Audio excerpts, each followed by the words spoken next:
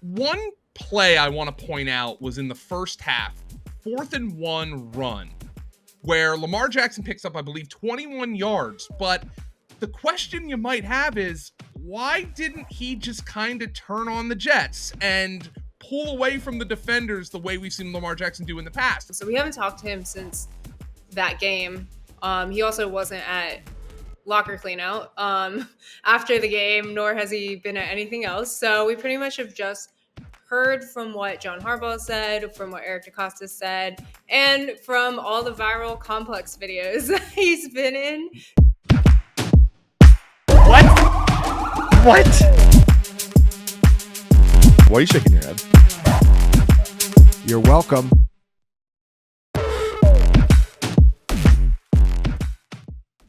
Lamar Jackson just won the MVP. So what did he do this offseason? Well, he lost some weight.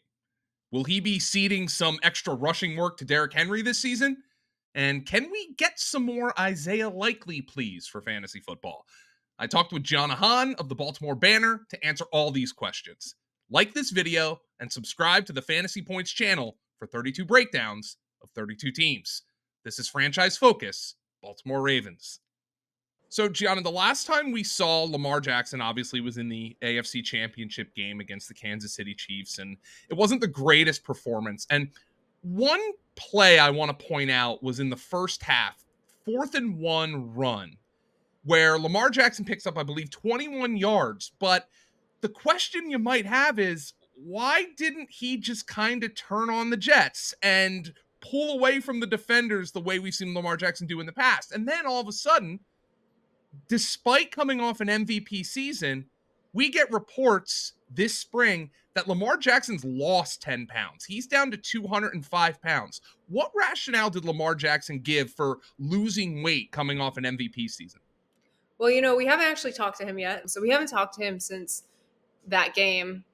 He also wasn't at locker cleanout after the game, nor has he been at anything else. So we pretty much have just heard from what John Harbaugh said, from what Eric DeCosta said, and from all the viral complex videos he's been in. So basically the description we have right now is he was reading out a tweet that they gave him about how the last time he was lighter than he was last season was his 2019 MVP season. They're like, should we watch out? And he was basically like, yeah, I was 215 last season. I'm 205 now, so watch out.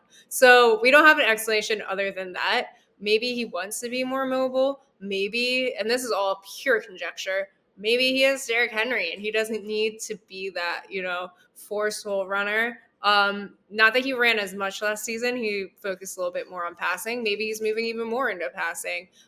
So we don't actually know. Everything is just speculation now. But yeah, I mean, when people saw the video of him walking in for workouts, they were freaking out because they're like, he looks so light. So he definitely has a completely different frame coming into this season.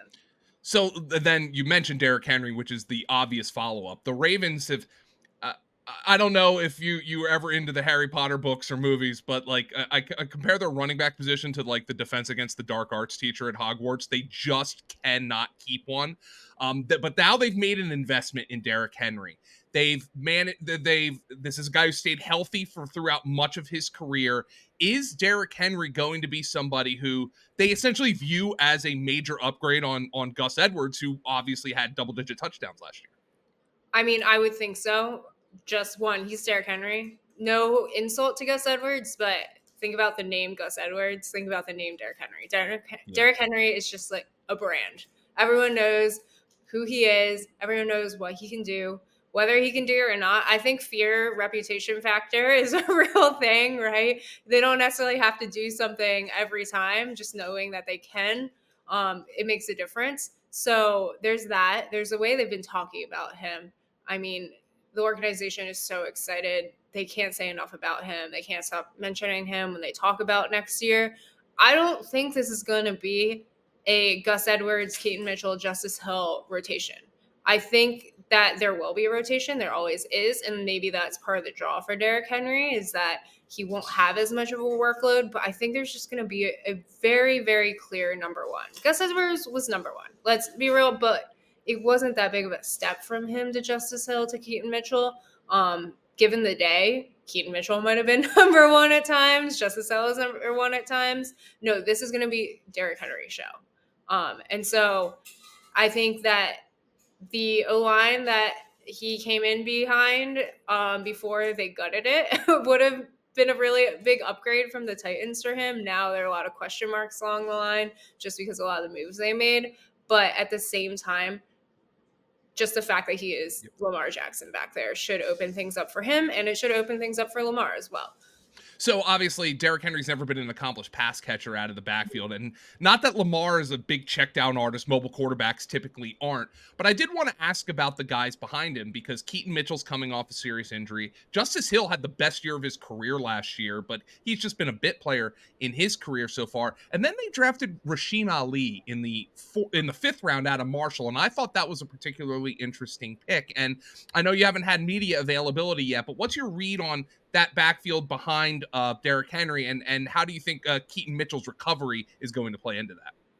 Yeah, so Rashod Ali we specifically haven't seen anything of him because they didn't bring him to us at draft day nor at rookie minicamp, nor did he practice because he was injured. So it's pretty much just based on film. He can kick it into a different gear. I think they like that a lot. He's one of those guys where you can see, oh, like here's one gear, here's the next. That's big. That's something they look at. He has a good change of direction. He can read the field pretty well. However, sometimes he hesitates a little bit too much or, thinks a little too hard. And then big thing is ball security. And that was a big thing last year for the Ravens as well. I think fumbles directly led to some losses last game. So there's that. I think Justice Hill, he can catch. And the way the Ravens run their offense is they go to everyone's strengths. If you're hot, they're going to you. If you're better at this, they're going to you. That's not to say Derrick Henry won't be catching. He has said in his press conference that he can do that. That's something he will do if they want him to, but they do have other options. For Keaton Mitchell, I don't know. I mean, he's not going to be ready for the beginning of the season. We all hope he can come back. Just this kid has fought through so much from being undrafted free agent to then immediately getting hurt to coming back and getting hurt. But I mean, how many times can you suffer serious injuries and come back and not lose that speed that he's known for? And without that speed, I don't know what he is. He's just so small. He can't be a power rusher. He's pretty strong, but he's just so small. Like I've seen him walking before and like he'll emerge from behind a bigger guy. That's how small he is. And his calling card is speed. And I'm not a doctor. I don't know exactly what the injuries mean for, different aspects of the game, but they just can't rely on the fact that he's going to come back and be that same home run hitter that he was. And even if he is, I mean, the surprise element's gone. He's not just like a nobody that other teams didn't know about. And hey, they put him in. And, oh my gosh, he's running down the field for a touchdown. Now people know about that. So even if he does come back, can he still do it when teams know what to expect? So there are a lot of different elements to this running back room. Similar to last year, Gus was, brought the power. Justice Hill brought some of the shiftiness, some third down, experience, and Keaton Mitchell really brought the speed. And so we still have Keaton, you still have Justice, and Derrick Henry is both speed and power. He's extremely large compared to the other guys. So you do still have like this mixed bag, and then you throw in Rashod Ali, and you hope that he can, show them something. They can take care of some of, the ball security issues, and they can translate it from not a big time school to the NFL. But I don't know that he would be an immediate impact player for the Ravens this year. I think he has some growing to do. So we'll get to the wide receiver position in a little bit, but I think you can make an argument. I think we know Mark Andrews is the number one receiver here, but I think you can make an argument, even after Zay Flowers had such a good rookie season, that the second most gifted pass catcher on this team is the second tight end, Isaiah Likely. And I don't know how deep into the weeds you are with fantasy especially at this stage of the year, but Isaiah Likely is being drafted as if he can contribute to a fantasy team. People view him as better than some of the starting tight ends in the NFL. Do you expect 12 personnel and 2 tight end sets to be a big part of what Todd Monken does this season? No, that's so complicated. And that's funny because at the AFC Championship availability, Kyle Hamilton got up there and he was like, yeah, he said that exactly that. Isaiah Likely is better than some of the starters out there. So they're really lucky. And they know they're aware of that. They know what they have. I mean, if your defensive player is saying that, then, your offensive geniuses know that. And he proved that he can do all this stuff. He proved he's a little bit different than Mark Andrews. I haven't been watching the Ravens super long because I just started this past year. But when I think of Mark Andrews, I don't know. I think of this big, tough guy that can kind of body his way with sure hands. Who can body his way to these catches over other people. And he's, just such a certain target for Lamar. And when I picture everything Isaiah Likely did, I'm thinking these like gracefully athletic plays where he's jumping above guys and leaping with one hand. So they have different talents, which, as we just talked about with the running backs, the Ravens love to have all the different like types of guys that they mix and mash and play to their strengths. The thing is, they haven't played that much 12 personnel. They did know he was good before. They didn't know how good he was, but they knew he was good before this season because I believe Mark Andrews got hurt last season now. And Isaiah Likely stepped in and took him a little bit, but he had an insane game. So they knew what they had. And yet when both of them were healthy, you didn't really see that 12 personnel. So maybe that's because they were still working that in. It was a new offense. Don't know the reasoning behind it, but you just didn't see it. Now, I would think that they would take advantage of that. I do think they would. I think that it wouldn't just go back to it's always Mark Andrews, it's always Mark Andrews. So either way, I think you're going to see Isaiah Likely. I just don't know if it's going to be 12 personnel or if it's a rotation or what. They really, in that 12 personnel, they want a tight end that's more of a blocker. And neither of them are. They're trying to develop Charlie Kolar like that, but he hasn't quite gotten there yet. So maybe even if they were running that, it wouldn't be like both of them are receiving options. So that's something that definitely remains to be seen. I still think he'll bring value on a fantasy team because he's so good. But that's one of our big questions that we have heading into the season is how are they going to utilize both of them now that they have two basically starting tight ends? Why did they resign Rashod Bateman, and how does he contrast to Zay Flowers, who obviously is likely to lead their receiver room in targets? We weren't positive they were going to. They were so people were asking about him and Odafe for the 5th-year options, Philip Hunstead or Odafe Owe. They were just so reluctant to answer, and people started conjecturing, oh, they're not going to sign them at all, and then they signed both of them. So with Rashod, I'm not super surprised because even before the season was over, they started to drop those messages. He is good. He still can reach his potential. We saw so much improvement from him. We think he can be so great. So I know within the organization, they have really high opinions of him. If you look at some of the stats, which is the deep X's and O's are more my B partners thing, but when I read his articles, Rashod Bateman, actually, he was the most open on routes run.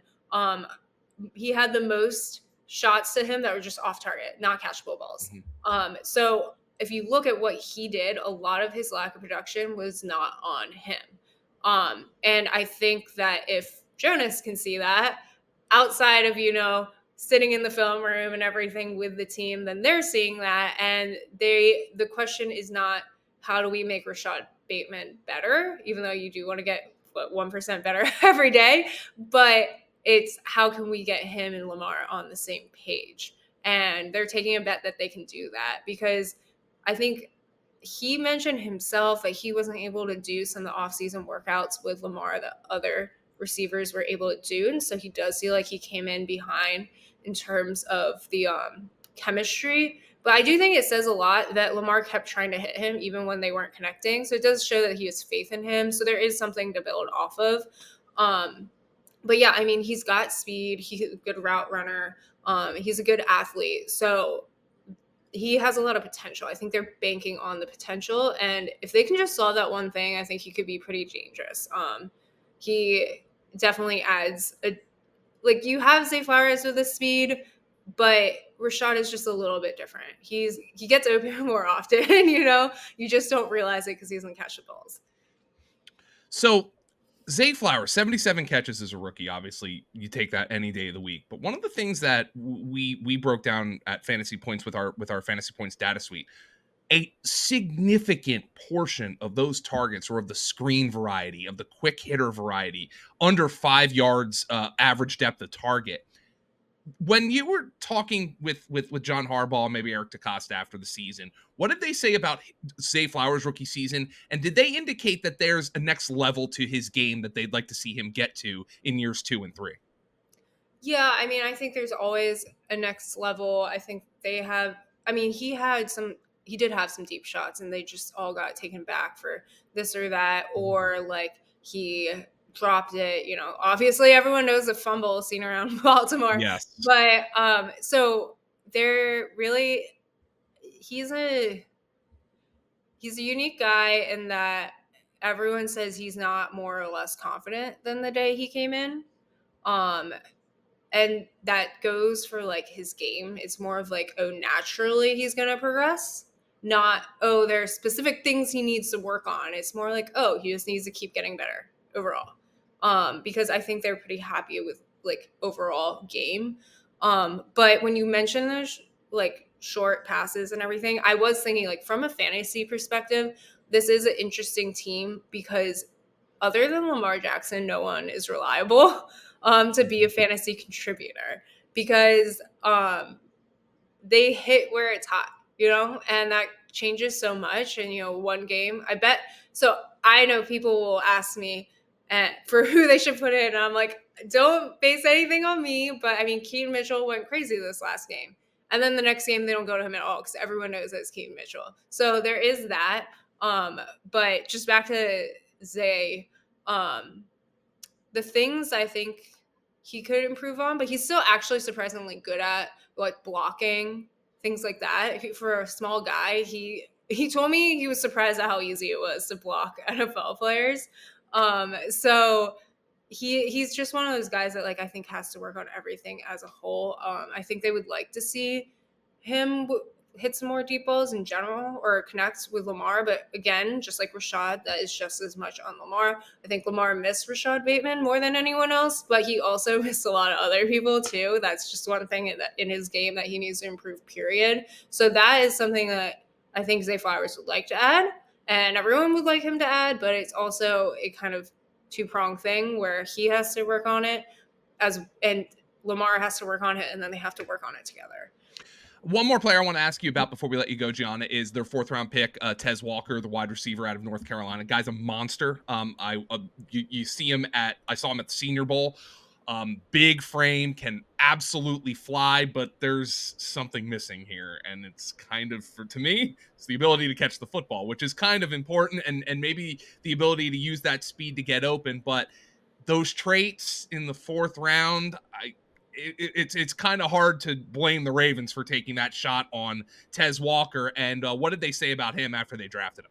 Well, they didn't think he was a 4th rounder. They thought he was higher. So they have a lot of good things to say.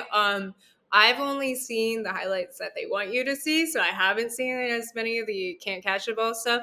I see more like, wow, he reeled that in. It was a really bad pass from Drake May. And wow, he reeled that one in. That's a really hard catch to make. So I saw the ones where he did catch the ball, not where he didn't, because that's what they want us to see.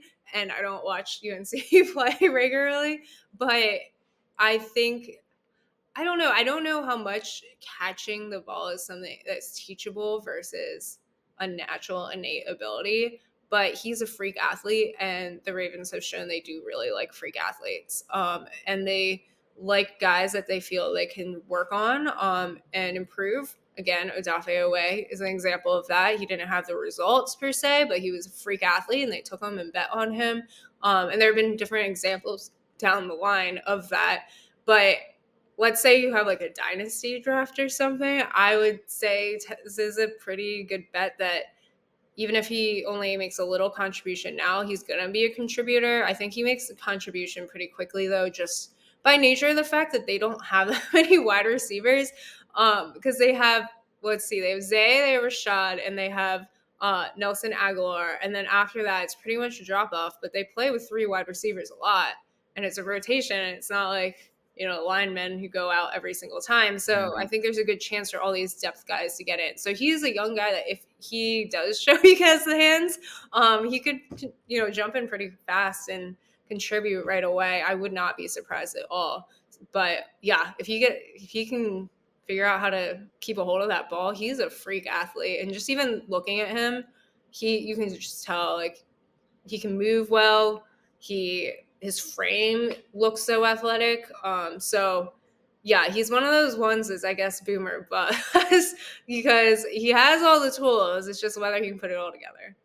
We'll see if one of those 3 wide receivers actually becomes Isaiah Likely in training camp. And you'll want to follow Giana Hahn on Twitter at Giana_Jade with all those training camp updates. She's a Ravens reporter for the Baltimore Banner. Also can get her horse racing coverage in May, the next time the Preakness comes around. I hope you stayed dry at the Preakness, Giana. It's been wonderful talking to you, and it's been wonderful bringing another franchise focus to everybody out there. So thanks, Giana, and I hope you have a great day.